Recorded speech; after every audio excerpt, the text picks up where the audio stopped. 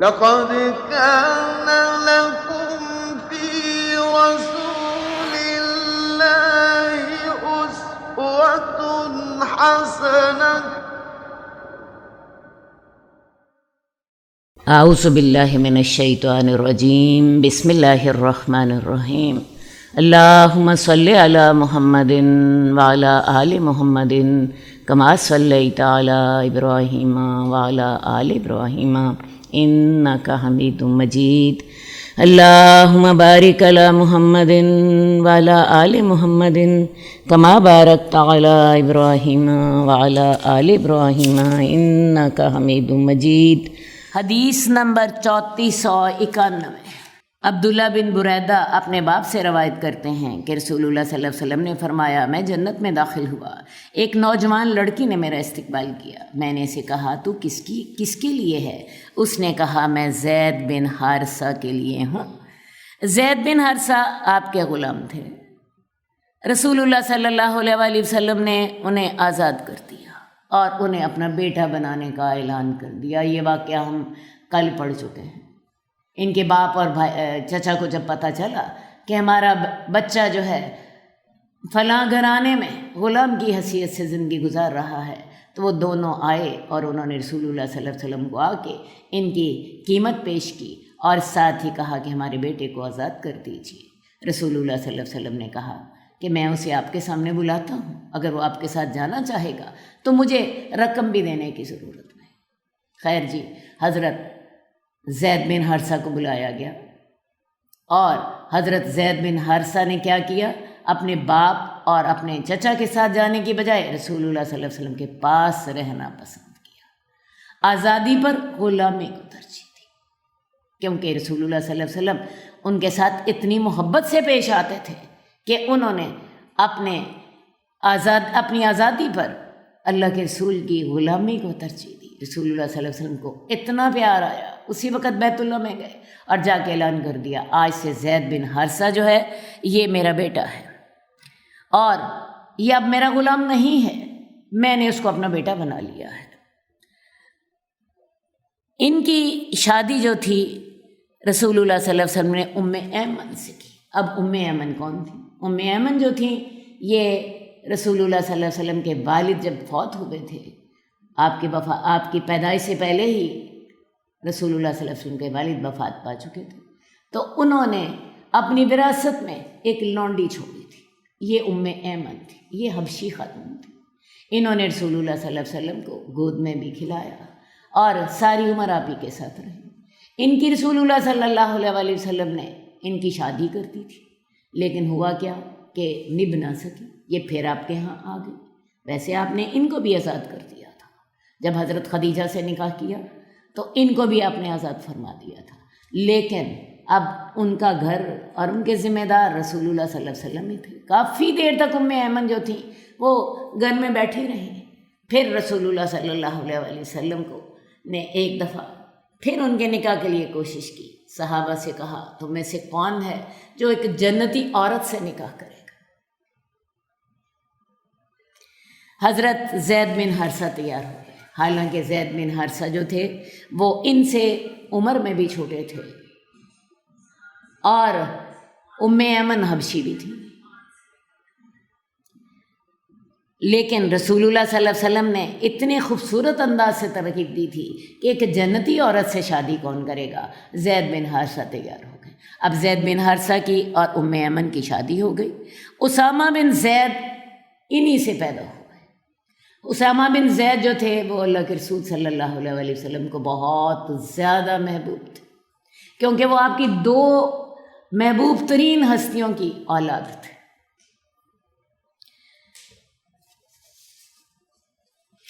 یہاں پہ رسول اللہ صلی اللہ علیہ وسلم فرما رہے ہیں کہ معراج کے موقع پر جب میں جنت میں داخل ہوا، ایک نوجوان لڑکی نے میرا استقبال کیا۔ میں نے اسے کہا، تو کس کے لیے ہے؟ اس نے کہا، میں زید بن حارثہ کے لیے ہوں۔ تو حضرت زید بن حارثہ نے ایک جنتی عورت سے شادی کر لی اور جنتی عورت سے شادی کرنے کے بعد اپنے لیے بھی جنت میں گھر بنا لیا۔ اب انہی کے محل کا ذکر اس حدیث میں ہم پڑھ رہے ہیں۔ حدیث نمبر 3492۔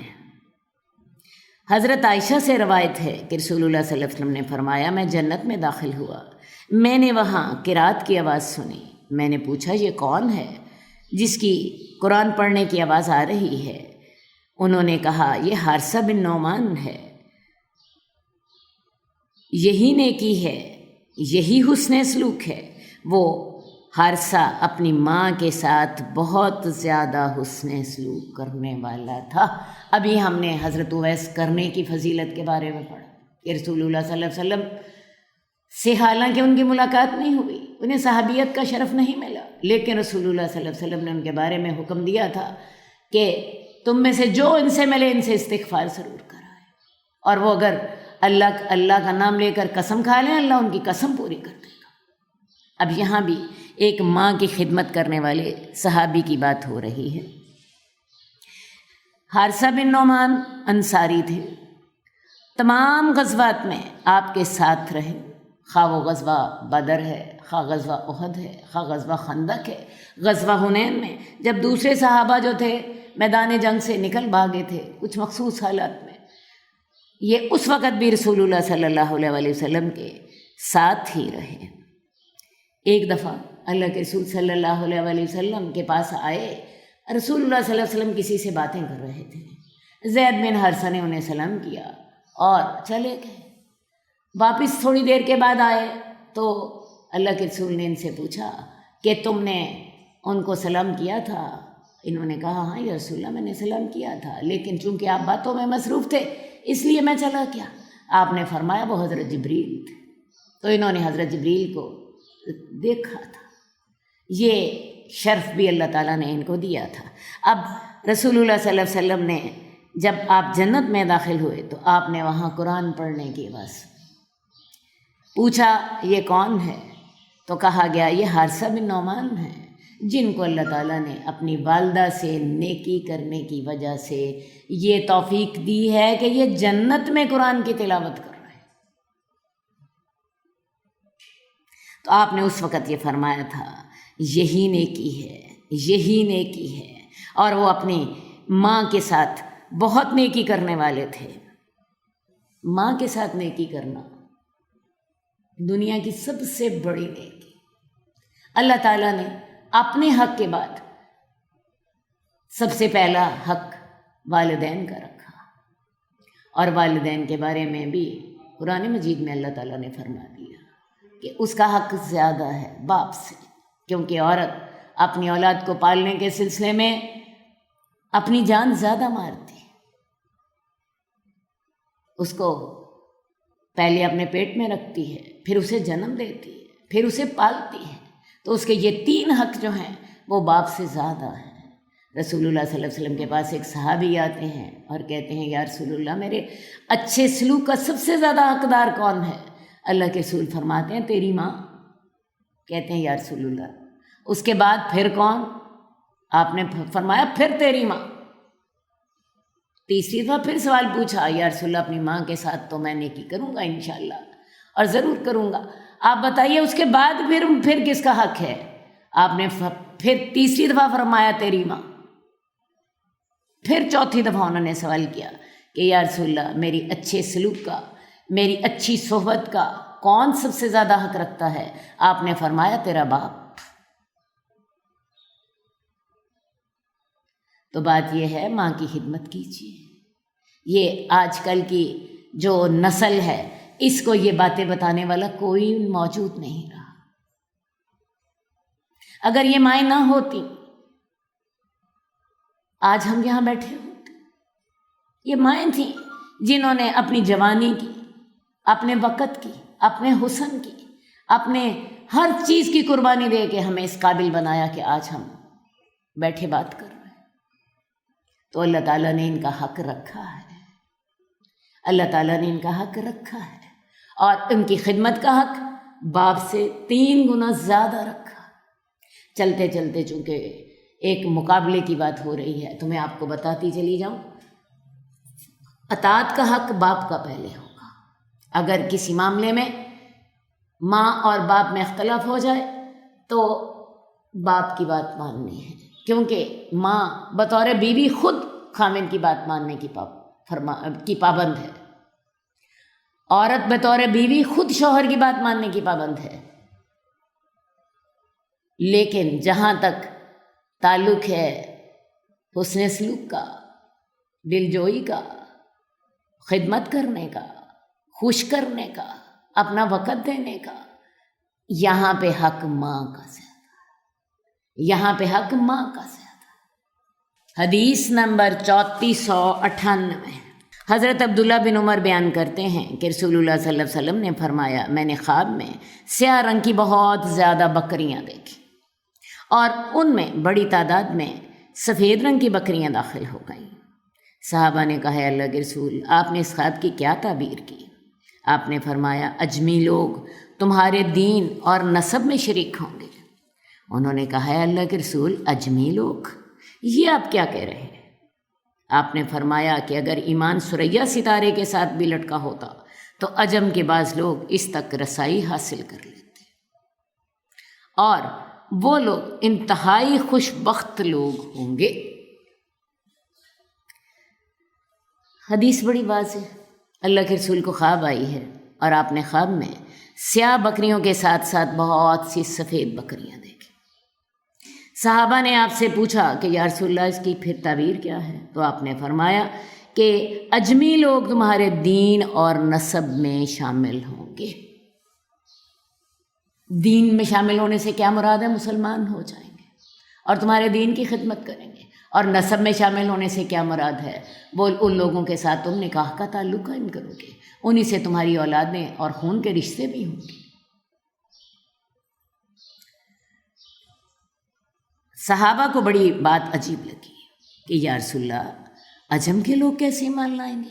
اصل بات یہ ہے کہ جو جزیرہ عرب ہے، اگر آپ اس کو نقشے پر بھی دیکھیں تو اس کے حالات ایسے نہیں تھے کہ اس تک آسانی سے پہنچا جا سکتا۔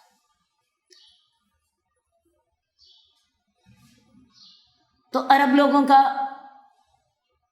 متمدن دنیا سے بڑا تھوڑا رابطہ تھا۔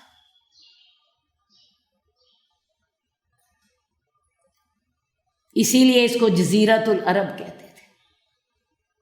ویسے بھی یہ علاقہ پہاڑی تھا، ریتلا تھا، یہاں پہ کچھ اگتا نہیں تھا، تو عرب کے عجم کے ساتھ جو تعلقات تھے وہ بڑے محدود تھے۔ بہرحال اس لیے عرب لوگ بڑے حیران ہو کے کہنے لگے کہ یا رسول اللہ، یہ اجمی لوگ ہمارے دین میں شامل کیسے ہوں گے؟ آپ نے فرمایا کہ اگر ایمان ثریا ستارے کے ساتھ بھی لٹکا ہوتا تو عجم کے بعض لوگ اس تک رسائی حاصل کر لیتے، اور ان میں سے حضرت سلمان فارسی جو تھے بڑے اہم آدمی تھے۔ حضرت سلمان فارسی کے ہی مشورے پر رسول اللہ صلی اللہ علیہ وسلم نے مدینہ کے گرد خندق کھود لی تھی، جبکہ مدینہ کے اوپر پوری غیر مسلم دنیا جو تھی، جو آپ کی مخالف تھی، انہوں ساروں نے مل کے مدینے پہ چڑھائی کر لی تھی۔ تو اس وقت حضرت سلمان فارسی، جن کا تعلق ایران کے ساتھ تھا اور جو ایمان لا چکے تھے، انہی کے مشورے پر آپ نے خندق کھودی تھی، اور خندق کھود کے تو مدینے کا دفاع کیا تھا۔ اس کے علاوہ میں آپ کو بتاؤں کہ حضرت عمر کے دور میں آدھی دنیا اسلام کے جھنڈے تلے آ چکی تھی، اور ان میں سارے عجم کے لوگ تھے۔ دیکھیے، ہماری جو دین کے خدمت کرنے والے ہیں یہ بھی سارے عجم کے لوگ ہیں۔ امام بخاری عربی نہیں ہے، امام مسلم عربی نہیں ہے، امام ترمذی عربی نہیں ہے۔ یہ سارے وہ لوگ تھے جنہیں اللہ تعالیٰ نے ایمان لانے کی توفیق دی، اور ایمان لانے کی توفیق کے بعد انہوں نے پھر دین میں محنتیں کی، کوششیں کی، اس کے لیے سفر کیے، اس کے لیے قربانیاں دی۔ تو رسول اللہ صلی اللہ علیہ وسلم نے اسی لیے ان کی تعریف کی تھی کہ اگر ایمان ثریا ستارے سے بھی اونچا ہوتا تو یہ لوگ اسے حاصل کر لیں گے، اور یہ خوش بخت ترین لوگ ہوں گے۔ واقعی امام بخاری کی خوش بختی کا کیا کہنا، امام مسلم کی خوش بختی کا کیا کہنا، اور امام ترمذی کی خوش بختی کا کیا کہنا، اور دوسرے محدثین کی خوش بختی کا کیا کہنا۔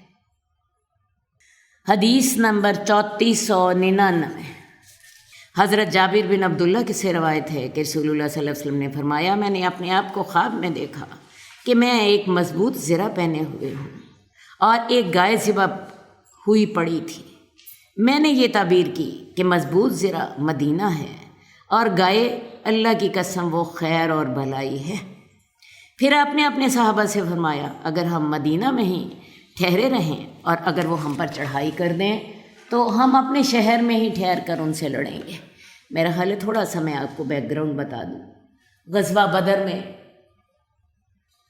جب کفار کو گاجر اور مولی کی طرح کاٹ کر رکھ دیا گیا، کون سے کفار کو؟ قریش مکہ کو، جو کہ عرب کی سب سے بڑی سیاسی اور معاشی اور دینی قوت ہے، ان کو گاجر مولی کی طرح کاٹ کے رکھ دیا گیا۔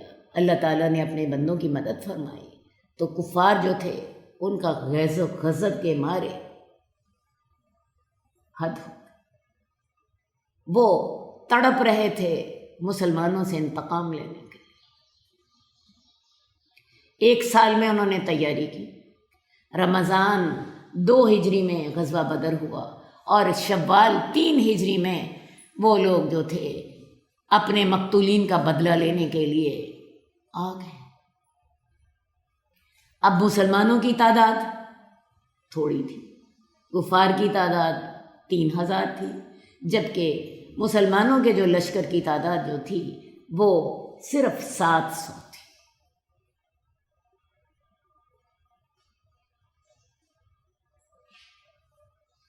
اس موقع پر صحابہ سے رسول اللہ صلی اللہ علیہ وسلم نے مشورہ کیا اور اپنا ایک خواب بھی صحابہ کو بتایا کہ میں نے دیکھا کہ میں ایک مضبوط زرہ میں ہوں اور ایک گائے ذبح ہوئی پڑی ہے۔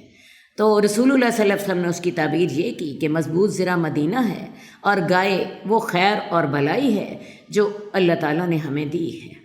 اور آپ نے اپنے صحابہ سے کہا کہ اگر ہم مدینہ میں ہی ٹھہریں اور کافر ہم پر چڑھائی کر دیں تو ہم اپنے شہر میں ہی ٹھہر کر اس کا دفاع کریں گے۔ یعنی رسول اللہ صلی اللہ علیہ وسلم کا مشورہ یہ تھا کہ ہم مدینہ کے اندر رہ کر کفار کا مقابلہ کرتے ہیں۔ صحابہ کہنے لگے، اے اللہ کے رسول، جاہلیت میں بھی ہم پر اس شہر میں حملہ نہیں کیا گیا اور اب اسلام کے باوجود ایسا کیوں ہو؟ یہ تو کمزوری نظر آئے گی کہ ہم اپنے شہر میں رہ کے اپنے شہر کا دفاع کر رہے ہیں، ہم اپنے شہر سے باہر نکل کے کیوں نہ دفاع کریں؟ یہ تو ہم دشمن سے مرعوب ہونے والی بات ہے۔ تو ہمارے ساتھ تو کبھی جاہلیت میں بھی ایسا نہیں ہوا، تو اب تو اللہ کی مدد بھی ہمارے ساتھ ہے۔ ویسے بھی جنگ بدر میں مسلمانوں کو جو اعتماد ملا تھا اور جو حوصلہ ملا تھا وہ حوصلہ بھی اس میں بول رہا تھا۔ آپ نے فرمایا ٹھیک ہے، تمہاری بات بھی صحیح۔ لہٰذا جی اب رسول اللہ صلی اللہ علیہ وسلم کا اپنا خیال تو یہی تھا کہ مدینہ کے اندر رہ کے ہم لڑائی کریں، لیکن پرجوش صحابہ جو تھے ان کی وجہ سے فیصلہ شورا کا فیصلہ یہی طے پایا کہ مدینے سے باہر نکل کے لڑائی ہوگی۔ پھر آپ نے جنگی لباس پہنا۔ انصاریوں نے آپس میں کہا، ہم نے رسول اللہ صلی اللہ علیہ وسلم کی رائے کو تسلیم نہیں کیا، یہ اچھا نہیں ہوا۔ چنانچہ وہ آئے اور انہوں نے کہا، اللہ کے نبی، آپ کی رائے پر عمل ہونا چاہیے۔ یہ سارا کچھ جمعے والے دن ہو رہا ہے۔ جمعہ پڑھانے کے بعد آپ نے یہ شورا کی محفل بلائی تھی اور آپ پھر اس کے بعد اندر ہتھیار پہننے کے لیے چلے گئے۔ جب یہ طے پا گیا کہ مدینہ کے باہری مقابلہ ہوگا تو آپ ہتھیار پہننے کے لیے اندر چلے گئے۔ بعد میں صحابہ کو خیال آیا کہ ہم نے رسول اللہ صلی اللہ علیہ وسلم کی رائے کو تسلیم نہیں کیا، ایسا نہ ہو کہ ہمیں نقصان ہو۔ انہوں نے رسول اللہ صلی اللہ علیہ وسلم سے کہا، یا رسول اللہ، آپ کی رائے پر عمل ہونا چاہیے۔ آپ نے فرمایا، جب نبی جنگی لباس پہن لیتا ہے تو اسے یہ زیب نہیں دیتا کہ وہ لڑائی سے پہلے لباس اتار دے۔ لہٰذا رسول اللہ صلی اللہ علیہ وسلم نے فرما دیا، میں نے اب جنگ کی تیاری کر لی ہے، اب جنگ ہوگی اور ویسا ہی ہوگا جیسا کہ شورا کا فیصلہ ہے۔ اور ویسے بھی قرآن مجید ہمیں کیا کہتا ہے کہ جب تم فیصلہ کرو تو مشورہ کرو، اور مشورہ کرنے کے بعد فَإِذَا عَزَمْتَ فَتَوَكَّلْ عَلَى اللَّهِ، جب تم عزم کر لو تو پھر اللہ پہ بھروسہ کرو، کیونکہ کوئی بھی معاملہ ایسا نہیں ہوتا جس میں آپ کو 100% فائدے، کوئی نہ کوئی ڈرا بیک تو ہر فیصلے کا ہوتا ہے۔ تو جب آپ نے مشورہ کر لیا اچھی طرح، اور مشورہ کرنے کے بعد آپ نے ایک شورا میں ایک رائے بن گئی، رسول اللہ صلی اللہ علیہ وسلم نے فرمایا اب نبی جب جنگی لباس پہن لیتا ہے تو وہ اسے زیب نہیں دیتا کہ وہ لڑائی سے پہلے لباس اتار دے۔ اب یہ ہے کہ رسول اللہ صلی اللہ علیہ وسلم چل پڑے، اور پھر مدینے سے باہر لڑائی ہوئی احد کے میدان میں۔ احد جو تھا یہ مدینے سے 4 میل باہر تھا۔ اب وہاں پہ لڑائی ہوئی، اگلے دن ہفتے والے دن وہاں پہ لڑائی ہوئی ہے۔ صحابہ کو احساس ہوا، لیکن رسول اللہ صلی اللہ علیہ وسلم شورا کے فیصلے پر قائم رہے۔ بعد میں مسلمانوں کو نقصان بھی ہوا، اس میں مسلمانوں کی اپنی کوتاہیاں بھی شامل تھیں۔ قرآن مجید نے سورہ آل عمران میں غزوہ احد پر بڑا تفصیل سے تبصرہ کیا ہے، لیکن رسول اللہ صلی اللہ علیہ وسلم نے صحابہ کو اس کے بعد برا بھلا نہیں کہا کہ تمہارا فیصلہ غلط تھا، نہیں۔ بات پھر وہی ہے، فَإِذَا عَزَمْتَ فَتَوَكَّلْ عَلَى اللَّهِ، جب تم نے عزم کر لیا، شورا سے فیصلہ کر لی، شورا میں بات اچھی طرح مشورہ ہو چکا، فیصلہ کر لیا، اب اللہ پہ عزم کر اور اللہ پہ توکل کر۔ نہ انہیں برا بلا کہا، نہ انہیں ڈانٹا، بلکہ اللہ تعالیٰ نے بھی حکم دیا کہ آپ ان سے آئندہ بھی ضرور مشورہ کیجیے۔ حدیث نمبر 3500، حضرت جابر رضی اللہ تعالیٰ عنہ سے روایت ہے کہ رسول اللہ صلی اللہ علیہ وسلم نے فرمایا، میں نے خواب میں دیکھا کہ میں جنت میں داخل ہوا، اچانک وہاں میری نگاہ ابو طلحہ کی بیوی رمیسا پر پڑی، اور مجھے اپنے سامنے والی جانب سے کسی کے حرکت کرنے کی آواز آئی۔ اب رسول اللہ صلی اللہ علیہ وسلم کو خواب آئی کہ آپ جنت میں گئے ہیں۔ جنت اور دوزخ آپ کو کئی دفعہ دکھائی گئی، ایک دفعہ تو آپ کو معراج کے موقع پر دکھائی گئی، ایک دفعہ آپ کو خواب میں جنت اور دوزخ دکھائی گئی، متفق علیہ حدیث ہے جس میں بہت سی ڈیٹیلز۔ اسی طرح آپ ایک دفعہ نماز کسوف پڑھا رہے تھے، اس دوران آپ کو جنت اور دوزخ دکھائی گئی، تو آپ کو جنت اور دوزخ جو تھی وہ کئی دفعہ دکھائی گئی۔ بہرحال میں نے خواب میں دیکھا کہ میں جنت میں داخل ہوا، اچانک میری نگاہ ابو طلحہ کی بیوی رمیسا پر پڑی۔ یہ ابو طلحہ کی بیوی رمیسا کون ہے؟ یہ ابو طلحہ کون ہے؟ آئیے نہیں دیکھ لیتے ہیں۔ یہ ابو طلحہ وہ ہیں کہ جب وہ آیت اترتی ہے لن تنالوا البر حتی تنفقوا مما تحبون، کہ تم تب تک نیکی کو نہیں پہنچ سکتے جب تک کہ تم اپنی پسندیدہ چیز خرچ نہ کرو۔ تو یہ اس وقت اللہ کے رسول کے پاس آئے اور کہنے لگے، یا رسول اللہ، مجھے اپنے تمام مالوں میں سے بیرحا کا باغ زیادہ پسند ہے۔ یہ مسجد نبوی کے سامنے تھا، اس میں اس میں کھجوروں کے باغات تھے، اور اس میں ٹھنڈا اور میٹھا پانی بھی تھا۔ اللہ کے رسول وہاں جاتے اور کھجوریں کھاتے اور پانی پیتے۔ تو کہنے لگے، یا رسول اللہ، یہ آیت اتری ہے، میں اس کو اپنے جنت کے ذخیرے کے طور پر یا رسول اللہ آپ کے حوالے کرتا ہوں۔ رسول اللہ صلی اللہ علیہ وسلم فرمایا، بہت خوب، بہت خوب، یہ مال تو بہت ہی عمدہ ہے۔ تو یہ وہ حضرت ابو طلحہ ہیں، اور ان کی بیوی رمیسا پر پڑی۔ اب بھی ان کی بیوی رمیسا کون ہے؟ ام سلیم ہی کا نام رمیسا بھی تھا۔ اب ام سلیم کی جو صفات ہیں وہ بھی ہم پیچھے کئی دفعہ پڑھ چکے ہیں، ان کی 2 باتیں بتا کے تو میں آگے چل پڑوں گی۔ حضرت ام سلیم جو ہیں، ان کے ہاں جی مہمان آ گئے۔ ابو طلحہ نے رسول اللہ صلی اللہ علیہ وسلم نے فرمایا تھا کہ رسول اللہ کے مہمان کو کون کھانا کھلائے گا؟ ابو طلحہ کہنے لگے، میں کھلاؤں گا۔ خیر جی، گھر چل پڑے۔ گھر جا کے بیوی سے کہا، جو کچھ گھر میں ہے دے دو۔ بیوی نے کہا، بچوں کے لیے تھوڑا سا کھانا رکھا ہے، ہم میاں بیوی کے لیے تو پہلے ہی نہیں ہے۔ انہوں نے کہا کہ نہیں، تم دے دو جو کچھ بھی ہے، بچوں کو بھوکا سلا دو۔ خیر جی، بچوں کو بھوکا سلا دیا، اور وہ جو تھوڑا بہت کھانا تھا وہ تیار کر کے تو ان کے سامنے لیا۔ رات کا وقت تھا۔ حضرت ابو طلحہ نے اپنی بیوی سے کہا کہ تم ایسا کرنا کہ چراغ کو درست کرنے کے بہانے چراغ کو بجھا دینا، تاکہ مہمان کو یہ نہ پتہ چلے کہ میزبان ساتھ کھانا نہیں کھا رہا۔ اگر میزبان ساتھ کھانا نہیں کھائے گا تو مہمان کھانا کھاتے ہوئے جھجکے گا، اور کھانا اتنا زیادہ نہیں ہے کہ 2 آدمی کھا سکے۔ تو لہٰذا بیوی کو یہ سمجھا دیا کہ تم چراغ کی بتی درست کرنے کے بہانے چراغ بجھا دینا۔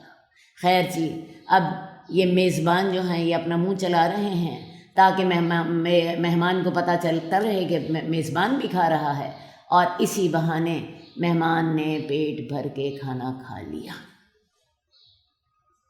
صبح جب نماز پڑھنے کے لیے ابو طلحہ گئے تو رسول اللہ صلی اللہ علیہ وآلہ وسلم نے حضرت ابو طلحہ سے کہا کہ اللہ تعالیٰ تمہارے کام پر ہنسے، خوش ہوئے، اور ساتھ ہی قرآن مجید میں آیت اتر آئی وَيُؤْثِرُونَ عَلَىٰ أَنفُسِهِمْ وَلَوْ كَانَ بِهِمْ خَصَاصَةٌ، اور وہ اپنی جانوں پر دوسروں کو ترجیح دیتے ہیں اگرچہ خود ہی فاقے سے کیوں نہ ہو۔ خود بھی فاقہ کیا، بچوں کو بھی فاقہ کرایا، اور مہمان کو پیٹ بھر کے کھانا کھلا دیا۔ یہ ایثار کرنے والی کون ہیں؟ ام سلیم ہیں۔ اور پھر ام سلیم کا وہ واقعہ تو مجھے کبھی بھی نہیں بھولتا، وہ واقعہ تو کبھی بھی نہیں بھولتا۔ بیٹا بیمار ہے، ابو طلحہ سفر پہ جا رہے ہیں، بیٹے کی بڑی فکر ہے، گھر واپس آتے ہیں، پہلا سوال یہ کرتے ہیں بیٹے کا کیا حال ہے؟ ام سلیم کہتی ہیں پہلے سے سکون میں ہے، پہلے سے سکون میں ہے، اور پھر خامن کو کھانا کھلاتی ہیں، خامن کے ساتھ وقت گزارتی ہیں، اور پھر جب خامن اچھی طرح مطمئن ہو جاتا ہے تو اسے کہتی ہیں جاؤ اپنے بیٹے کو دفن کرو۔ وہ صبح پھر جا کے اللہ کے رسول کے پاس شکایت لگاتے ہیں، یہ دیکھیں ام سلیم نے میرے ساتھ کیا کی، مجھے بتایا ہی نہیں بیٹا فوت ہو گیا تھا، اور سچ بھی بولا، جھوٹ بھی نہیں بولا کہ وہ پہلے سے زیادہ سکون میں ہے۔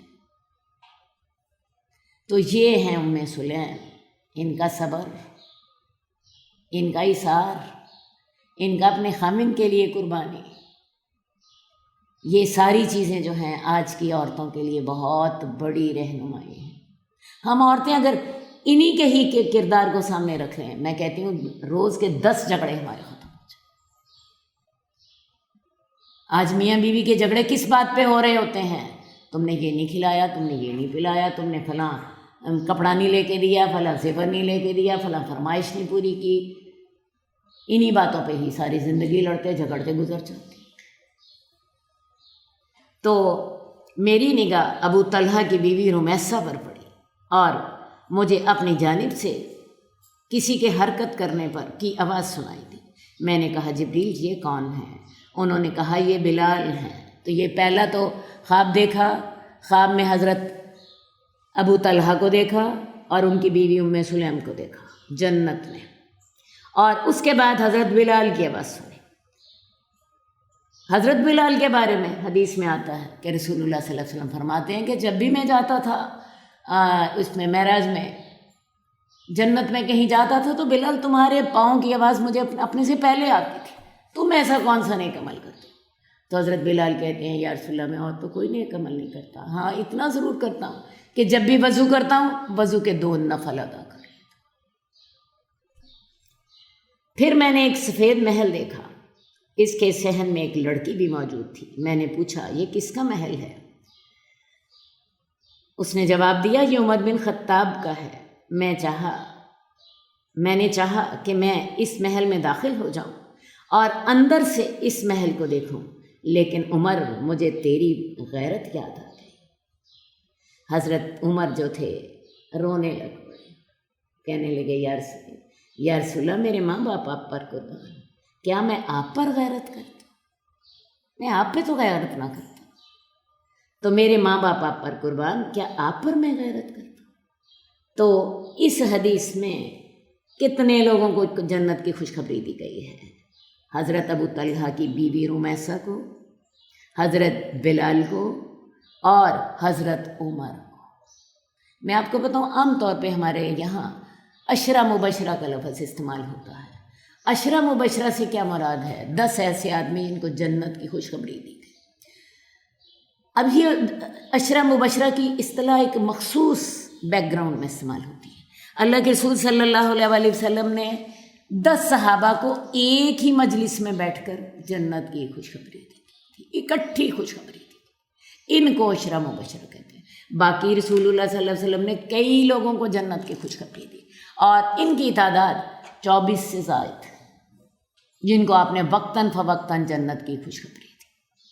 حدیث نمبر 3503، حضرت جابر بیان کرتے ہیں کہ رسول اللہ صلی اللہ علیہ وسلم نے فرمایا، زبیر میری پھپھی کا بیٹا ہے اور میری امت میں سے میرا حواری بھی ہے۔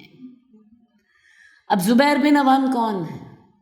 زبیر بن عوام بھی عشرہ مبشرہ میں سے، عشرہ مبشرہ میں سے ہیں۔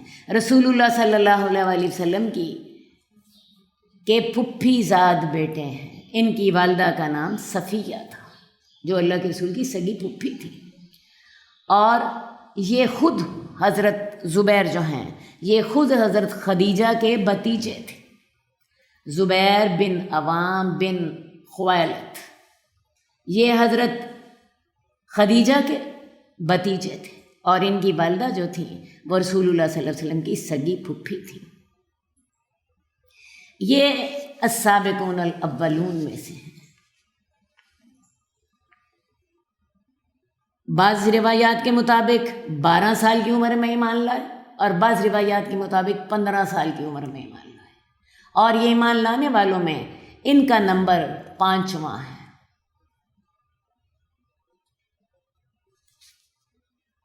رسول اللہ صلی اللہ علیہ وسلم کا ساری زندگی ساتھ دیا۔ خاص طور پر یہاں جو ذکر ہے وہ یہ ہے کہ حضرت زبیر جو تھے وہ میری پھپھی کے بیٹے تو خیر ہیں، وہ تو میں نے بھی آپ کو بتا دیا۔ اصل بات ہے کہ ایک مشکل وقت ایسا آیا تھا جب رسول اللہ صلی اللہ علیہ وسلم نے حضرت زبیر سے بھی یہ کہا تھا کہ زبیر تم پر میرے ماں باپ قربان۔ ایک یہ الفاظ آپ نے سعد بن ابی وقاص کے لیے کہے تھے، اور ایک آپ نے یہ الفاظ جو تھے غزوہ بنو قریظہ میں ایک مشکل وقت میں آپ نے حضرت زبیر کے لیے کہے تھے۔ اصل میں غزوہ بنو قریظہ میں کیا ہوا تھا؟ ہوا یہ تھا کہ اس وقت یہود کے بارے میں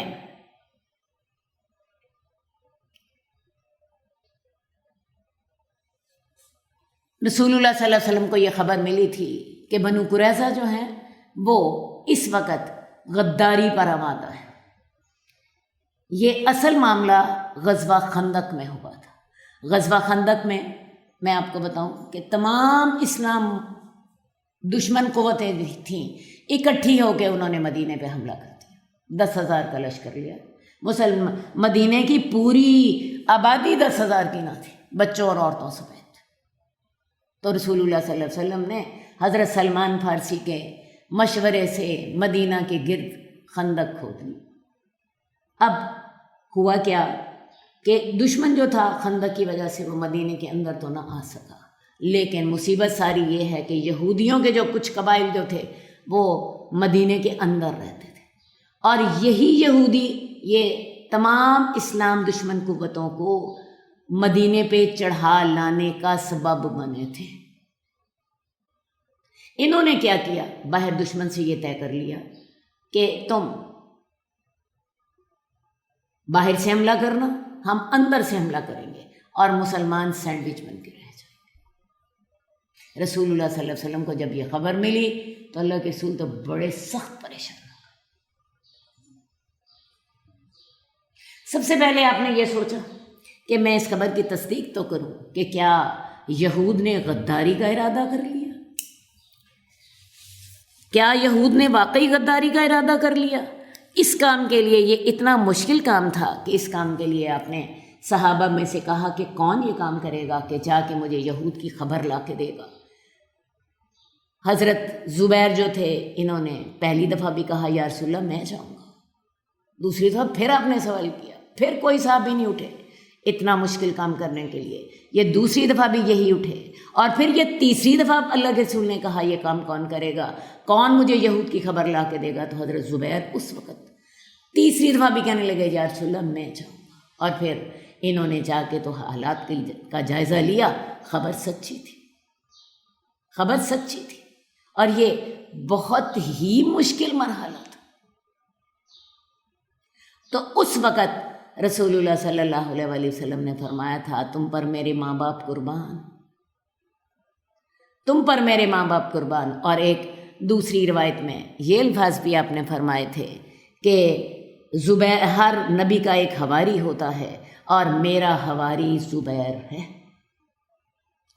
ہر نبی کا ایک حواری ہوتا ہے اور میرا حواری جو ہے زبیر ہے۔ حدیث نمبر 3506، حضرت جابر سے روایت ہے، رسول اللہ صلی اللہ علیہ وآلہ وسلم نے فرمایا، دو قسم کے لوگ شہیدوں کے سردار ہیں، ایک تو حمزہ بن عبد المطلب اور ایک وہ دوسرا آدمی جس نے ظالم حکمران کو حکم دیا اور برائی سے منع کیا تو اس نے اسے قتل کر دیا۔ اب حضرت حمزہ کون ہے؟ حضرت حمزہ سے رسول اللہ صلی اللہ علیہ وسلم کے کئی رشتے تھے۔ حضرت حمزہ رسول اللہ صلی اللہ علیہ وسلم کے چچا ہیں، رسول اللہ صلی اللہ علیہ وسلم کے چچا تھے۔ اس کے علاوہ میں آپ کو بتاؤں، حضرت حمزہ آپ کے خالہ زاد بھائی بھی تھے۔ حضرت حمزہ کی جو والدہ تھی اور عبد المطلب کی جو بیوی تھی، یہ دونوں آپس میں خالہ زاد بہنیں تھیں۔ تو اس رشتے سے رسول اللہ صلی اللہ علیہ وآلہ وسلم کے حضرت حمزہ خالہ زاد بھائی بھی لگتے تھے، ٹھیک ہے۔ تیسری بات، اصل میں ہوا یہ تھا کہ جب حضرت حمزہ کا رشتہ ہوا تو جو عبد المطلب جو تھے انہوں نے بھی ان کی خالہ زاد بہن کے ساتھ رشتہ کر لیا، تو لہٰذا ان کی عمریں بھی تقریباً برابر کی تھی۔ تو یہ رسول اللہ صلی اللہ علیہ وآلہ وسلم کے جو تھے رضائی بائی بھی تھے حضرت حمزہ۔